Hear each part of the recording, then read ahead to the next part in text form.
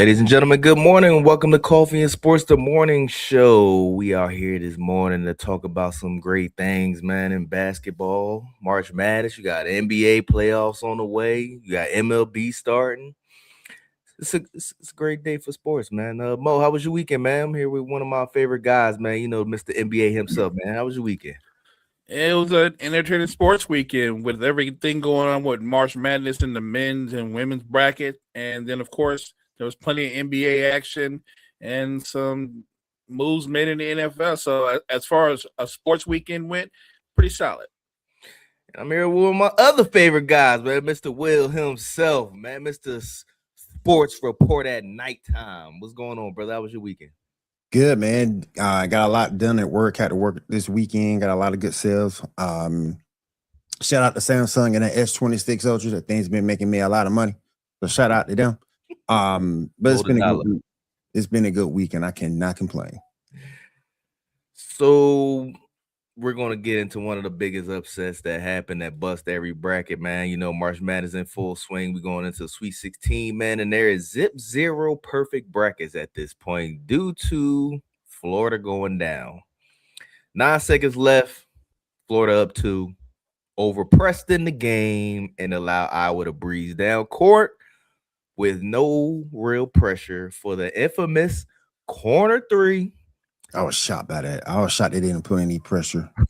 No, it was applying pressure, but when you overpress and then you let the dude get behind you, no pressure going up court. So he passes the corner for the infamous corner 3. Florida. The dribble corner 3 at that. And then Florida goes down court, 3 seconds left. Doesn't even get a shot up. 72-73. Iowa moving on to the Sweet 16. Mo, what's your reaction to this game? I guess this is the best part of March Madness. This is the bracket busters. Look, I was blown away when North Carolina blew. I didn't see that coming. I watched that game and I was like, we got this. They're destroying. They're supposed to be destroying them. I'm already like looking good. And then I was spun out at the end. I was like, what a collapse. What I didn't understand is why in the second half did Hubert Davis only play 6 guys. He subbed out one dude. Like, wow. Well, UNC had probably they wasn't gonna go nowhere without their star, man. Kid with the broken thumb. You're right. They probably would have gone, to the Final Four, nothing like that. But that game right there, they were up over 20. They were destroying this team. And it just collapsed. Like, look, I'm not saying Hubert Davis is getting fired, but he better be renting. Will, what's your reaction to the game? Nah, Mo, you too nice. You too nice. I'm calling it. They fired Hubert Davis. They're fired. That's inexcusable. And I did pick that one, by the way. I didn't pick the Florida one, but I got that one right. I'm still 98% on one of my 25 brackets, doggone it. But no, the Florida one I didn't see coming, but the North Carolina one, I saw that coming. And I think Hubert Davis will be fired for it. That's inexcusable. But the Florida one was a shock to me. And man, it shows you why you have to really watch the tournament and take the value of everything that can happen, because every dog has its day, and you see it more in the tournament than pretty much anywhere else. That was bad coaching, in my opinion. It was. But anyway, speaking of Hubert Davis, my man been there, 5 seasons, been kicked out the tournament 3 times. Roy Williams been there 18 seasons, been kicked out the tournament 3 times. So it's time to call for his job, Mo, is what you saying? Look, I think in college basketball, the 2 things you got to do, especially at North Carolina: 1, you got to recruit at a high level, and 2, you don't play to get knocked out in the first round of the NCAAs. You don't play for that. Pass, man. You missing your star player. You get a pass for that. You probably get a pass for that if you're missing your star player and they just beat you outright. You don't get a pass for that if you're missing your star player and you're up over 20. You're up 20 points and you collapse. Whatever you did to get up by 20 to begin with, keep doing more of that. But to blow that lead, and they didn't blow the lead to like somebody that Mm-hmm. That they blew a lead to a team that was a 13th seed. Like Yep.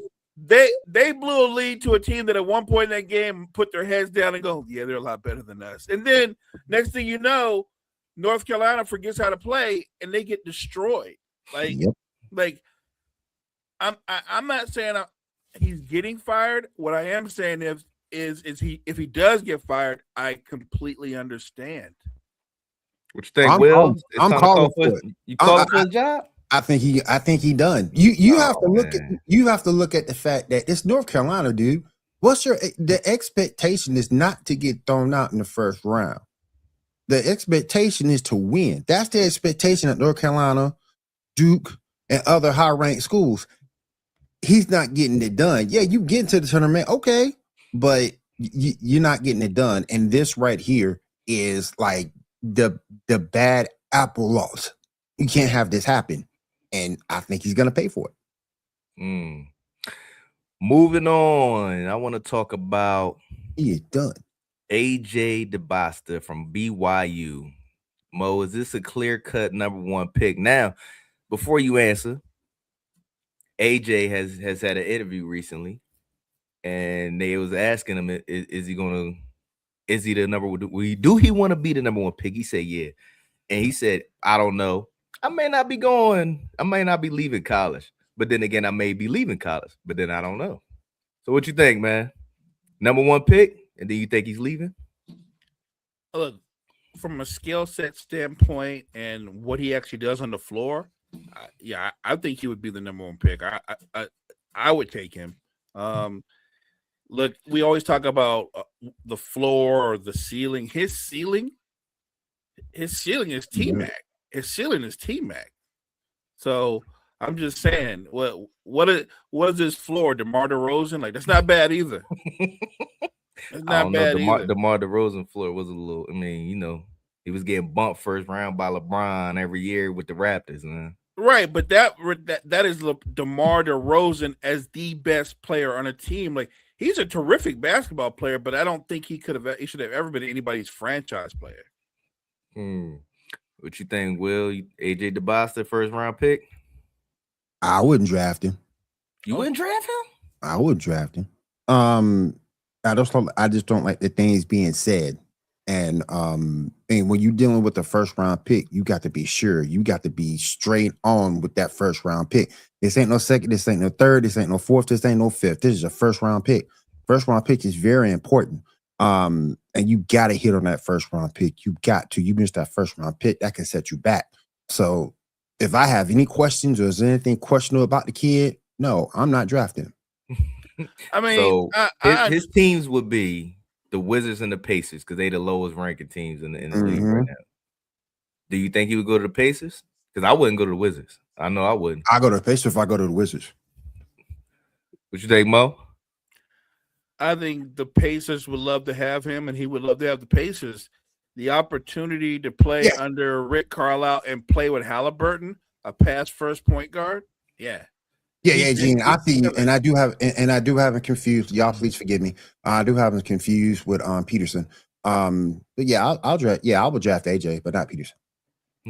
Yeah, that's what I didn't get. I thought you was talking. You the way you sounded, I was like, I wonder if he's talking about Peterson because Peterson is the headache, right? Gene, I appreciate you, bro. You see, I'm still drinking my coffee. Well, the questions with AJ is that they said, but depending on who he gets picked to, he can still opt out, not sign the NBA contract, and go back to college. So do you really want to draft somebody that's questionable like that? Nah. I want somebody that's going to be all in. Not Jerry Jones all in, but all in. So and Peterson, I ain't touching. Here's the rub, though, when you talk about guys like AJ and Peterson. Yeah, they're quirky and weird and never make anybody pause. But what you're trying to do is pick a player who's an impactful player, not just a player. I don't want to use the word transcendent, but at a minimum, you don't like transcendent, man. You don't think AJ DeBosi is transcend? Yo, the dude comes in, plays one half of the game, and drops 30 points, and then don't come back in. Like that ain't but when transcendent talent. But when you use that word, that's unfair. That's unfair because he hasn't spent 1 minute on an NBA court. Hey, let me tell you this. Let me say this to you, Will. You know what's unfair? When LeVar Ball went on national TV and said his son better than Jordan. I completely. That's unfair. I completely agree with you, but I just don't like the word transcendent because we haven't seen this kid play on an NBA court yet. You don't know how his career is going to go. Yeah, everything now is potential. Potential. And yeah. so I would say questioning if you talking about early 2000s, 90s, 80s basketball, yeah, because I mean the NBA is cupcake-ish now. It's easy to score the ball. But even in Jordan's era, Jordan, Barkley, those guys had to prove themselves. You didn't hear the word transcendent being thrown around back then like you do now. I mean, it wasn't really. Those guys had to prove themselves to get. Those guys had to prove themselves to get the money. Now you paying money based off potential. I think it's due to the simple. I mean, Magic and Bird, they was transcendent talents in college. You had Kareem, transcendent. Dude was worldwide, one of the greatest players that ever touched. Kareem was already proven though. That was college though. But high school. But he had built up a resume for people to call him that.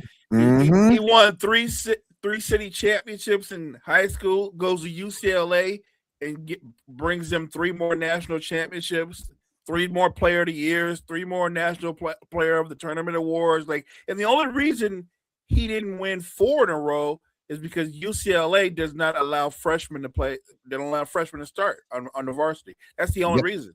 Yep. So you say accolades and championships make you a transcendent talent in college and high school. Is that what you're saying, Mo? I'm saying that Kareem's resume built him up.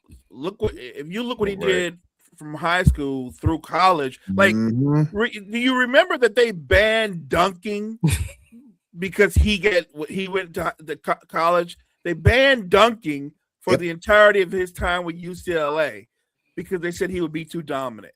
Yep. And these kids don't have anywhere near a resume like that to have that tag put on them. That's why I don't like it. All right. So is there anybody that you would think, let's say last year or this year, that you think are close to a transcendent talent in basketball, Mo? No, I think there's some terrific talents the last couple of years that so there's transcendent, and then there's the guys that have like really good careers. So really good careers, somebody that goes to 3 to 5 All-Star games, but isn't necessarily one of the best players in the league. I think transcendent is reserved for something you've never seen before. Wemby is something we've never seen before. A 7-footer with the skill set of a wing. That's transcendent. That's different. So I just that's what I use transcendent for. I can't use transcendent on like a pretty good player. So you needed a game-changing type player, is what you're saying, changing the course of the basketball era type of player. The really truly transcendent players in the history of any sport, but even more so in basketball, are the guys that you could look at and go, he could play in any era. All right, so let's move on to the NBA.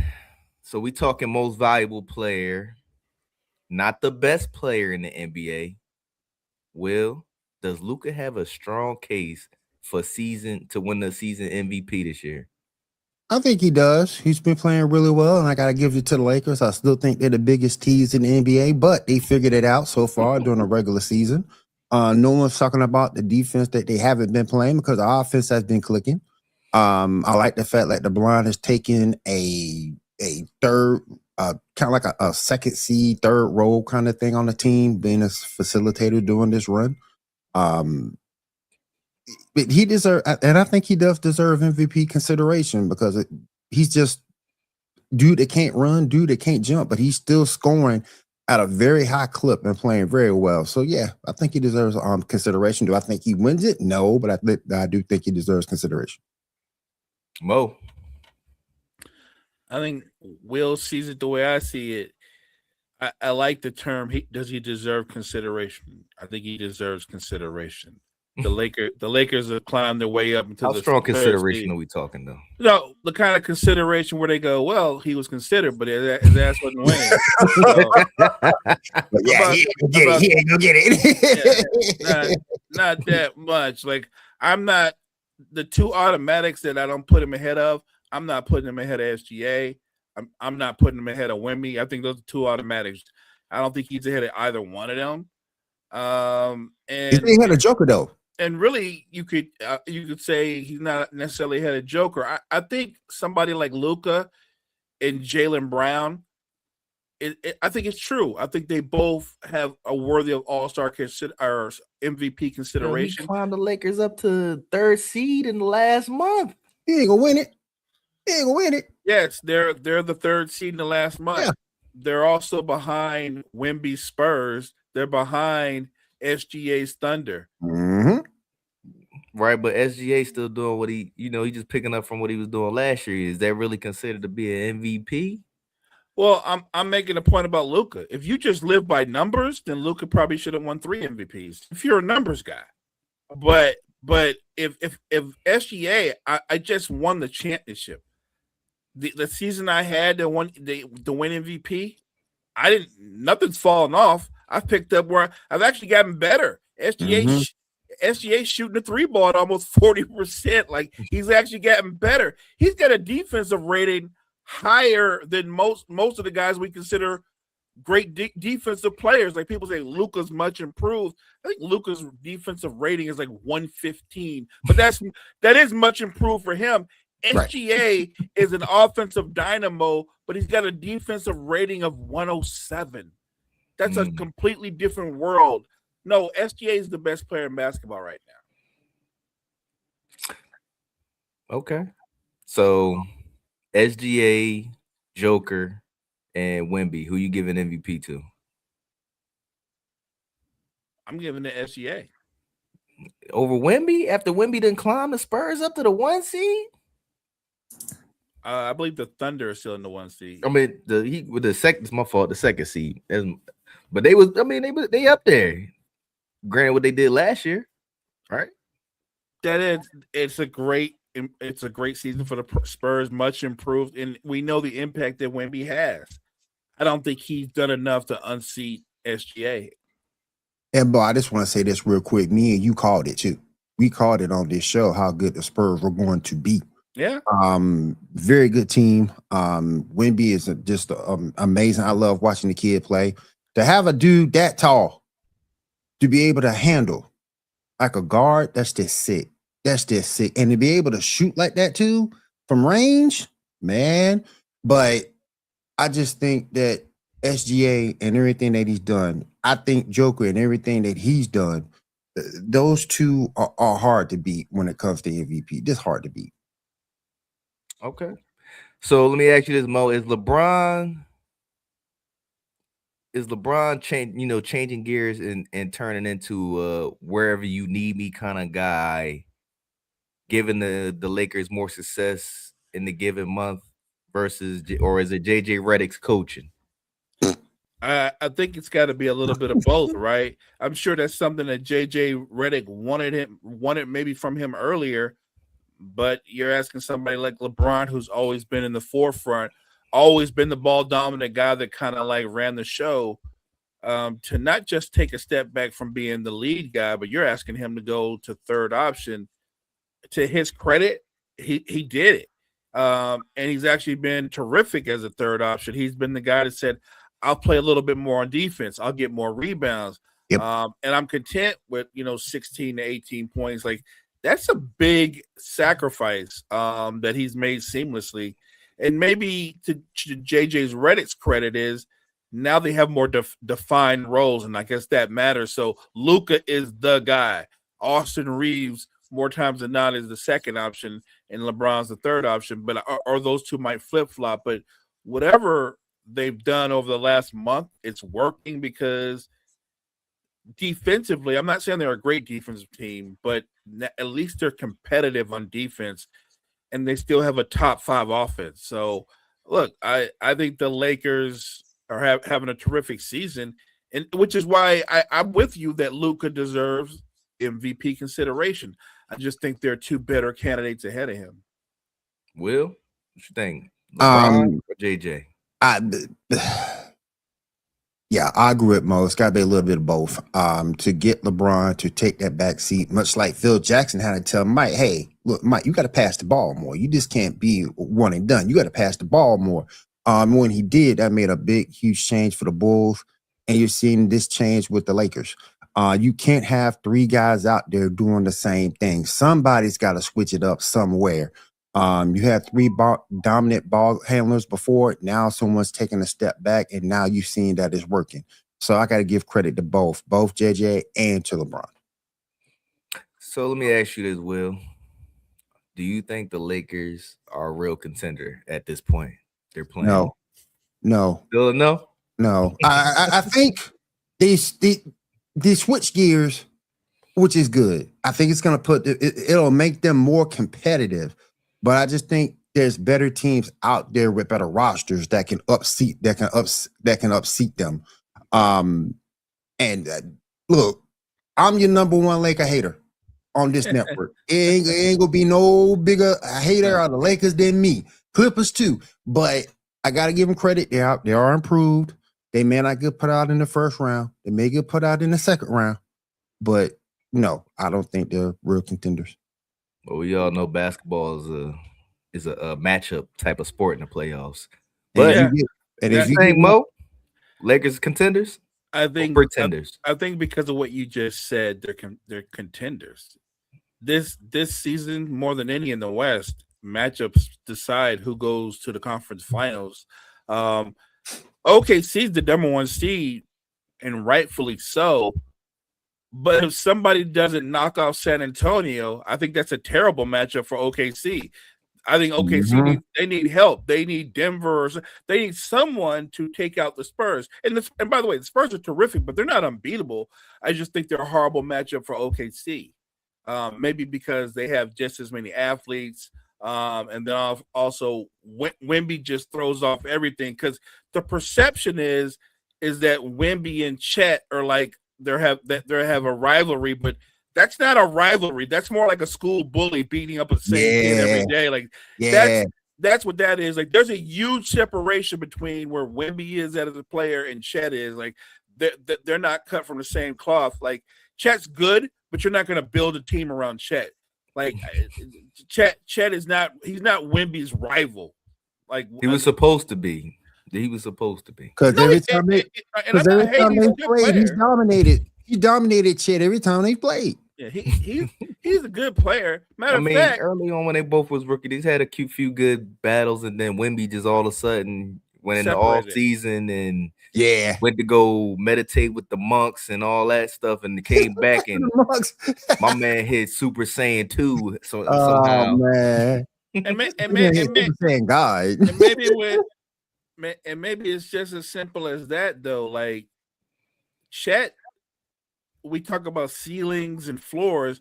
I feel like Chet is basically the same player he was his rookie year. Like he's a good player, but I think that's his ceiling. I don't know. I think he's just not applying himself. I think that championship made him complacent in where he is as a basketball player.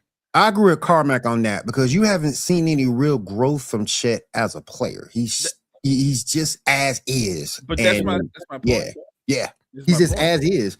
And I think in the West, when you got a team like OKC, they're so young and can play, pretty much any style you need. You got the Spurs so young, and you got Wemby there. Those are some hard outs. And man, I think that's why the Lakers won't get there. Let me ask you this: do you think Chet stopped trying to grow as a player due to the rapid increase of SGA's production? You have to take your self-growth upon yourself. You have to improve your game at some point on your own. You have to be able to go back and say, hey, okay, I didn't do this season. Let me get better there. For example, I'll take jump shooting for an example. Okay, I'm not the best jump shooter in the world. Okay, I got to work on that during the off season. You can't look at someone else's growth as your excuse to be stunned in your growth. Well, I'm just saying it due to the fact that, you know, OKC got their dominant superstar, which is SGA, which Chet didn't really have to grow into that. Wemby had to. He's the only one that was really, yes, he got Stephon Castles to supported cast, but somebody had to transcend above them to carry. No, I understand what you're saying, but look at it another way. Chet's just not that good. He's not as good as. I'll give you an example. You said, well, you know, Wemby's got Castle and all those boys. Here's the thing. I know Wemby, as much as I like Castle, I know Wemby is the special player. Yes. But I wouldn't say Chet's better than Castle. Chet's not better than Castle. He's not better than Castle now. That's my point. Chet's a good player, but I think that's his ceiling. Good player. Like, it's not like he's their second best player because J-Dub, when healthy, is a better player than him also. So he's not. It's not like he could, like they would say, well, SGA, let's build it around Chet. Chet's just not that dude. He is that dude. No. And I think had you sent him somewhere else where they tried to make him that dude, his career arc would have been completely different because he's not cut like that. But and like I say, you have to take it upon yourself as a player to get better. Right now, he doesn't seem like he wants to get to that point. Personally, if it was me, you're not gonna put me, you know, you're not gonna call me a bum behind J-Dub and SGA. No, I'm gonna get better so I can contribute to this team. And right now, he just doesn't seem like he wants to get better. Breaking news real quick, fellas. Breaking news. Jackson Smith and Jigba just reached a 4-year, $168.6 million extension, making him the highest paid wide receiver in NFL history. This is an average of $42.15 million per year with $120 million guaranteed. Does he deserve it? Mo, I'm gonna start with you. How you feel about this for the Seahawks? I think he deserves it. He's one of the 3 best receivers in football, and he can run every route. Terrific route runner. Definitely resilient, durable. His ability to make people miss in space and run after the catch, like he's a complete package as a wideout. And he's the guy that makes your defense have to change your coverages and try to find out where he is in every play. So, look, I know sometimes we say that you can overpay players, but for his value, for what he does at his position, I don't think he's overpaid. I mean, who are his peers? His peers are probably like Justin Jefferson, right? And our guy, old boy in Cincinnati. Those are his peers. Like, that's how good he is. So I have no problem with them giving him this contract because I think he's worthy of it. Will, reaction? I think he's worth it too. He's right up there with Chase. He's right up there with Jetta. Probably third behind those guys, with Puka right behind him, in my opinion. So yeah, I think he deserves it. And for him to take over that number 1 receiver, the way he has after Metcalf left. Is a tribute to him. I like what the guy does, and he deserves this contract. I would say I will put Ja'Marr Chase and Justin Jefferson fighting for the 1 spot in the NFL for receivers. Then you got Puka. Puka been doing this a long time, man. Puka, for good little grip for them. I love Puka, but we got to remember, Jigba only had 1,700 season. He did have 1,000 a year before that, and the year before that, he only had like 600. So can you really put him ahead of Puka at this point? But you got to remember, he's got Devontae Adams on the other side of him. Without Devontae, Puka's still doing it. From the last season. All I'm saying is, who you have? Cooper Kupp on the other side of you, and you still did what you did. I'm just saying, I think he deserves it. I mean. Puka came in as a rookie and put up 1,400 yards. Oh yeah, he did. But Puka had something that Jackson Smith and Jigma didn't have. Puka had Matt Stafford. Yep, this dude did it with Sam Darnold. Yeah, right. Come on, man. Are we going to You're gonna act And like don't Sam forget, Darnold didn't just have a great season the year before. So it ain't like Sam Darnold is turning the curve, man. You know, he's taking that Steve Young type of curve. Was trash, and now he's trying to go into a good quarterback realm. I'm He just better than making. Matt Stafford. I'm just making No, a I ain't saying point better. with I ain't with, saying Jack, better. with Njigma, who Njigma had for his first 2 years in the league. It wasn't Sam Darnold. Sure about what? Sure about what? Lord hammer. It does matter. You got to have a competent quarterback to at least have a shot to put up numbers. You know why we know this is true? Because look at the season Justin Jefferson just had. Oh yeah. That wasn't because he fell I off. mean, That's come on, because that's he had JJ heart. McCarthy. Quarterback play fell off. That's McCarthy right. is That's my terrible. point. But, no arguments. No arguments. That's Boy. exactly my point. So is he gonna have a better season now? You got Kyler Murray back there. I think so. I think you would. Up As until long as you keep Kyler Murray, I as long go- as you keep Kyler Murray off the card, you be hype. I think Kyler Murray gonna have to stay off COD due Yeah, to he the gotta simple stay fact off that he's on a COD, man. 1-year deal. He's on a Ryan Fitzpatrick right now. He gotta Yeah. go play for a contract. And you know, Fitzmagic always played for a contract when it was contract time. Mm-hmm. He might be trash, but when it's contract time, Oh, he gonna play. That contract year, he gonna play. You seen that? I think it's That's a great point. He essentially is auditioning for the rest of the NFL. He's auditioning. Yeah. So he gotta be motivated this year. Yeah, he got it. has to. Or It's the I best guess thing you're that gonna be working at Home Depot, or you're gonna be Hey. streaming COD on Twitch. Hey, hey, this the best team Kyler's had. The best team Kyler's had. The line play should be better. Receiver play should be better. You still got TJ Hawkinson at the tight end. So yeah, he has nowhere else to go but Can't up. act like Kyler didn't have a receiver. He had D-Hop in his prime. Yeah, and still went to go play COD in November. He got to do it this year. He got to. All right, so we switch it back, man. And Molas, Cade is down, possibly for 6 weeks. And if he's down for 6 weeks, that means he's not coming back to after the first round of the playoffs. Do you think the Pistons have enough to hold off in the first round of playoffs without Cade? No, I do not. Initially, when Cade went down with this injury or diagnosed with this injury, I thought by the time he comes back, they won't be in first place no more. But there's only 12 games left in the season.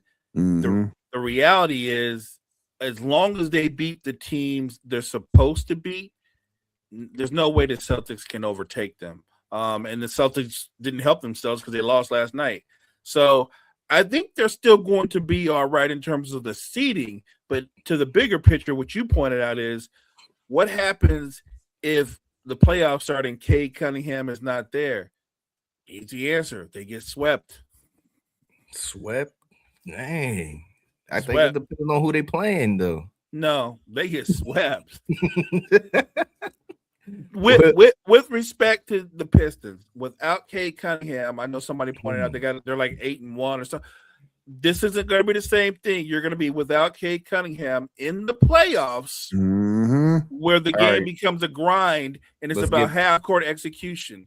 Let me give you this matchup. So if it ends today and they play without Cade in the first round, they'll be playing either the Heat or the Hornets. You don't think they could be either one of those teams in a 7-game series? Could they get a win? Yes. Could they win the series? No.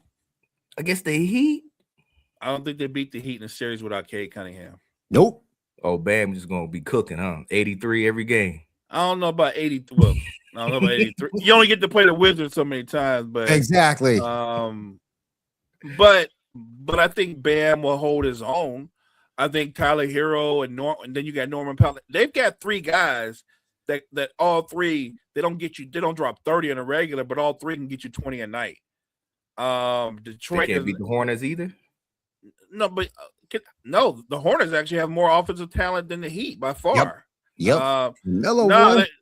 I get it because Melo. I thought I said the strategy with respect to what Coach Bickerstaff does is what you can rely on with Detroit without Cade still is they have that defense, a number 2 defense in the league. They're extra physical. They can impose their will on a series, and maybe just on defense alone, they can muck it up enough to get a win here and there. But at some point in the game, even if you can slow the other team down, you got to be able to score. You got to have a guy on the floor that can say, "Go get us a bucket." They don't have that without Cade Cunningham. Like I said, I think they can still beat the teams they're supposed to beat down the stretch in the regular season, but in the postseason, why would I favor that team? Even again, I get it because the Hornets haven't done anything, but you got to score. I don't think they can beat I don't think they can beat anybody in the first round with that. Or let me not say beat. Anybody can win a game. Could they win a series to get to the second round without Cade Cunningham? Nope. Gentleman sweep at best. Gentleman sweep. What your thoughts, man? I've been always saying without Cade, they can't score enough. They can't shoot enough. They don't really have anybody that can create their own shot past that. I like Duren, I do, but I don't think he's enough. Sure, that defense is tough. There's some dogs, but at the end of the day, you got to put the ball in the basket. And I don't think they got enough without Cade Cunningham to put the ball in the basket. So, gentlemen, sweeping the 4-1. Okay. I got you. Maybe 4-2 if you get lucky. With a chance of a rebound here and there. But nah, they're not beating the Hornets, and they're certainly not beating the Heat. And what about even with let's say Cade Cunningham comes back? Are you going to be getting back MVP caliber Cade, or are you going to be getting Cade without his legs under him? And right. remember, what he's being taken out of the equation because of his lungs. Well, what happens when you run and exert yourself? What does that impact immediately? It immediately impacts your lungs. Yep. So we're not talking about a soft tissue injury or something like that. We're talking about your lungs. So even if he comes back, I have to assume he'd be on a minutes count, right? He'd have to be. So they're not even going to have. If they got him back, it wouldn't be the same Cade Cunningham. If if I'm the GM, I'm erring on caution. He's not playing the rest of the year. Nope. That's me. We just gonna give up our hopes to take it. You getting full swing Pacers back next year. Who could possibly be getting AJ DeBastia mixing with Halliburton? Yeah. This is the Pistons window, man. You gotta give it a shot, right? No. Not at the risk of your franchise player's health. Right. Not at the risk of your franchise player's career. Yeah. Right. Can't do that. You have to be responsible. You have to save the player from himself at some point. I don't know, man. Championship windows don't come often, man. I didn't have Detroit winning the championship with Cade. Respectful, and I'm a huge Cade fan. They didn't have enough with him. Now, if you got a true second scorer, someone that can create his own shot, that's a different story. But I think they could at least got to the finals due to the fact that Jason Tatum been down all year and he still ain't in full swing with the Celtics. So I don't see the Celtics going that far if they got to play the Knicks or the Pistons. I'm gonna ask Mo a question. I'm gonna get his answer real quick. If they get met, and I doubt if this happens, but if they get matched up with the Cavs, would this be the 1 point you go with the Cavs? You mean the Pistons? Cavs versus Pistons. I doubt if it happens the way the season is, but if they get matched up if the Pistons get matched up with the Cavs, would you go with the Cavs? I would go with Cavs. Yeah. What about Pistons versus Knicks? Without Cade, I'm going Knicks. Yep. Sweet. I would 4-1. 4-1. 4-1. I'll give Detroit a game because they've been dominating the Knicks all season with Cade. So they may be able to bring that same intensity to get one game off of them. But let me ask you this, Mo. Who is your biggest fraud contender in the NBA right now? Biggest fraud contender? Look, as a Laker fan, I think no, I'm being real. I think the Lakers are legitimate playoff contenders. When you start talking championships, I guess a fair assessment would be what would the Lakers case be that they would be a championship team? I would say when you've got Luka playing at the MVP level, Reeves playing the way he's playing, and then LeBron bought into his new role, I would say a team that has three players like that, you have a puncher's chance. That's the best way I can put it. The Rockets don't look that good to me. The Rockets are not that good. And the Rockets, by the way, are exactly what I said they would be. Oh, we both agreed on that too. We both Exactly what I agreed on said that they would too. be. Yeah. People don't want to hear that. They want to go, well, look at him. He's shooting 50, 40, 90. Look, I'm like, okay, all right. Here we go again, though. All I know is get the brakes beat off of him when he was with Brooklyn. He got the brakes beat off of him when he was with Phoenix. Yep. And now he is currently getting the brakes beat off of him in Houston. Yep. We called that too, Mo. We called because my thing with the Kevin Durant thing over to Houston, I had to see it first before I picked him. And the minute old boy went out with that injury and they didn't address the point guard, I'm out. And that's my biggest fraud is Houston. That's been biggest. That is one of the two problems with Houston. The point guard thing is massive, and the fact that they don't have a lot of shooting. You think shooting, you say Durant, but then the rest of the team, they don't have no shooters, no shot creators. This team is the first round exit. And then Steven Adams being out don't help either. That don't help at all. So you going with the Rockets, Will? Yeah, I'm going with the Rockets. Okay. And the Lakers be right behind them. You got an East fraud contender? Yeah. And I know I'm gonna get a lot of hate for this, but I think the Knicks would be my fraud contender. I think the Knicks would be mine. I don't trust. Look, good team. I think they're a good team. But I don't trust that situation. I don't trust Cat in big time situations. I just think that would be my fraud because I don't trust Cat, and I don't trust the decision making from Mike Brown. And I don't like the way Mikal Bridges is playing either. So that would be my fraud. Mo, we got a fraud contender. I mean, it's hard to use it now. I mean, my fraud contender before the injury was Detroit. Obviously without Cade Cunningham, they're not fraud. They're just not going to get. They're just not going to be that good. They're not going to. Nobody's going to tell me they're going to the conference finals without Cade Cunningham. I thought that they were going to be hard pressed to make the conference finals with Cade Cunningham, just because I don't think they have enough offensive options. I've said this before. The formula that Bickerstaff's winning with, it's a good combination. But I've seen this before with Iverson. I've seen it years later with Derrick Rose, and now he's trying to replicate it. That kind of formula has a ceiling, and when everything is on one guy's shoulders, that just breaks down. They're not ever going to win a title until they get a second guy that can create off the bounce and score for himself and others. All right, so Mo, right now, you got two teams fighting for the NBA championship. What two teams you got going to the NBA finals right now? Off the top of my head, I'll say OKC. You know what? I'm going to say OKC and the Knicks. What? Yeah. The Knicks going? Yep. I feel like Will did make a really good point, but that's another reason that should light a fire under the Knicks, because if Cade Cunningham is not 100%, why wouldn't the Knicks be able to beat them? Why wouldn't the Knicks be able to take advantage of the fact that Hallie's gone?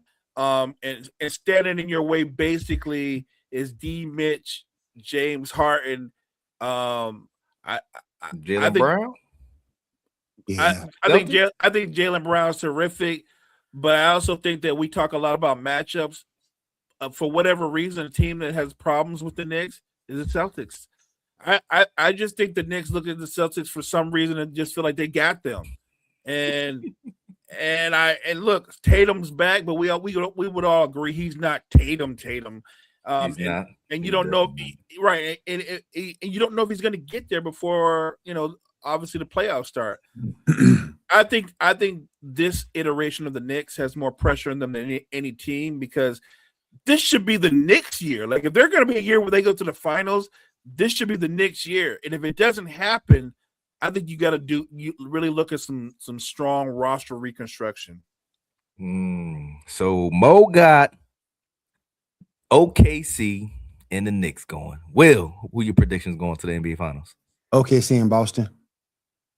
Boston? You think Boston's still gonna make it there? I love the way that, even though they lost the other night, I like the way the Celtics are playing. You got You got Justin Tatum back. Jaylen Brown's playing well. They got good cohesion good cohesion with those guys, a good chemistry going into it. They're coached well. Look, I just don't trust the Knicks. Again, I don't trust Cat to come through the way that he should. I don't like the way Mikal Bridges is playing. I don't trust Mike Brown's coaching this team. I know they're third in the East. I get that point, but I just like the way Boston is playing a little bit better, and I think Boston Mike can get Brown it done. he helped LeBron and the Cavs get to the chip one time. Okay, he ain't gonna do it for the Knicks. He ain't gonna do it for the Knicks. Hey, I think, honestly, I think with K going down, I think it's gonna be either probably the Cavs or the Knicks going. I trust Boston more than I trust either one of them. With the Cavs, I don't trust Donovan Mitchell to come through. I don't know what James Harden you're gonna get during the playoffs either. So that's why I think Boston would be the better pick out of the East. Yes, but I don't know what Tatum you going like. Is Tatum going to turn it back on when he gets to the playoffs? Now, if that happens, then yes, I believe the Knicks gonna go again. But I think with the chemistry those guys have, Derek White playing well, the rest of that team being more cohesive than they ever been. Look, whatever Tatum gives you is going to be extra. And that team's been together long enough. That's why I say I think Boston represents the Eastern Conference. I don't know, but we're a league. This is a league of duos. It's back to the duo phases. So Jaylen Brown ain't gonna be able to carry it by itself. He ain't gonna have to. I will say this: the Celtics have something that maybe I don't know if there's another team in the league has this. They have 4 guys that can create their own shot and score off the bounce. When you look at Pritchard, White, Brown, and Tatum, they have 4 guys that can do that. There's not a lot of teams that can say the same thing. And all 4 of those guys that I mentioned, they also play defense at a high level, and they're connected defensively. So, look, I'm not saying Will's wrong. I'm just taking a swing and saying that if the Knicks are ever going to go to the finals, it would have to be this with Jalen Brunson as their best player, it would have to be this year. Yeah. I think it's contingent upon what Tatum you get in the playoffs. If you don't get MVP or co-MVP Tatum, but I don't think it's going to happen. But I think with Boston, that's a unique situation because I don't think Tatum would have to be MVP Tatum. I don't think it would have to be. I think you've got that team to a point to where they've grown a little bit beyond that point where you can depend on other guys to get you through. I mean, yes, if you playing other teams, but like I like when Mo said when you match up with the Knicks always got a chip on their shoulder when they're playing Boston. They coming in ready to bust their butt every single time. But that don't mean Boston can't overcome in the playoffs. The playoffs and the regular season are 2 different things. With that type of game, they're gonna need Tatum. That type of game is always gritty. It's always gonna come down to superstars stepping up to crush the other superstar. But I don't know if they need superstar Tatum. I would say for this season, they need all-star Tatum. They need they need him to be a good sidekick to Jaylen Brown. He don't have to be their leading scorer in a series, but he has to be able to make timely shots in a series, and I still think he can do that. Timely shots and be consistent. Agreed. At this present time, I'm gonna go ahead, Will, and turn it on over to you. Get your WWE going. All right, appreciate you, Carmack. Mo, did you watch SmackDown the other night? I did. What did you think about that tag team match with R-Truth and Damian Priest? I mean, at first, honestly, my honest opinion, when I even saw the match made, I was like, this seems dumb. Mm-hmm. You know what I mean? Like, this must be a comic relief moment, which I'm here for it. Because sometimes you need those little bits like that, and then the match starts and the match plays out. But even as the match was playing out, Will, I knew what was going to happen because it had a silliness about it. Something was wrong, right? And so obviously, Truth and Priest won. Which, how long is that championship run going to last? A week? It ain't gonna be long. It ain't gonna be long. They're not taking those belts to WrestleMania. Nah. But I thought it was funny because you saw Damian Priest's reaction, and it's like they tell him to finish. And I tell him to finish at all. You can tell by his facial expression he didn't know to finish. Right. Oh my goodness, man, that was hilarious. What are you thinking about the work between Rhea and Jade? What are you thinking about that? I'll say this. I think it's better than it was when it first started. It's better. And it makes Jade more intriguing when you know she's out and out the heel, right? You know, when she says, I don't need none of those women in the back. I don't care about none of those women in the back. Like that's establishing yourself as the most hated. So I think for her that's still improved. Look, I think Rhea's a natural in the ring and she's pretty good on the mic. So Rhea can pull her along. And so I think their work has gotten better. Yeah, I think so too. So are you looking forward to Mania this year or no? I mean, right now today, I'm not as excited as I was for last year's, but there's still matches that they can make, throw in some wrinkles that might make me excited. But right now, I can only speak for myself. I'm not feeling it like that. Yeah, 42 is definitely not going to be the thing that it was last year. That is for sure. Do you think we finally see Charlotte and Alexa be done? I feel like they're building up to it. I mean, especially with all these matches they get the run-ins and the interventions. So I think there's going to be a build up. But honestly, I've kind of enjoyed their little run together. They have an odd chemistry, and to me, I think they should try to keep that going as long as possible because I think that pairing, I think it kind of like revamped Charlotte's image a little bit, right? Because nobody was loving her when she first came back and then immediately got a title shot. Everybody was like, she didn't earn it. Right. But I think her taking a step back and away from the heavyweight championship and being a tag team wrestler, I think it's kind of revived her a little bit. So if I were them, I'd try to keep this going a little bit longer. Last question. What do you think about Stephanie Valkyria's title run? And good, bad, indifferent? And is it time for her to maybe give up the title? I just think they didn't know what to do with her when she won the title. And they really weren't no interesting storylines. They really did. They kept putting her up against Roxanne, but I was looking for them to put her up against somebody of a higher level, and they never really did that. So I think they wasted her title run. So by default, because they've wasted it, it's time to move on. I think she'll get another shot at being the champ somewhere down the line, but I think they've wasted this run. Unless they're going to use Mania as a way to kind of restart it, which would be great because I think Liv winning wouldn't be a bad thing, but I think Liv losing might be a great thing. All right. Carmine, that's all I got, bro. Well, let me ask you this. Sure. Is Fernando Mendoza overhyped? Yeah, because we haven't seen anything that he's done on an NFL field yet. He just won a championship. I'm not taking that national championship and putting him in a god tier or a transcendent player. I'm old school. I want to wait to see what he does on the field first. If he has a great rookie season, okay. But I want to see what he does on the field first before I give him any type of a title. Mo, what's your thoughts? I think he has the potential to be a really good pro at the next level, but to Will's point, he hasn't gone through a training camp yet. He hasn't played in a scrimmage yet. He hasn't played in a preseason game yet. He's got a lot of work and development ahead of him. Very few guys step right into the NFL as a quarterback and have an immediate impact. I think he can be impactful, but I don't think he's going to be impactful in year one. And look who he's going to. They're rebuilding.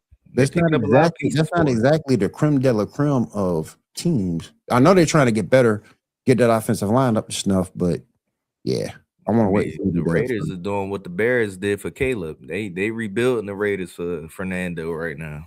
Yeah. I want to wait to see what he does. How many times have we seen a quarterback come out of college, just win a national championship, then bombs? So I want to see what he does first. One of my favorite, greatest quarterbacks of all time of college, man, Tim Tebow.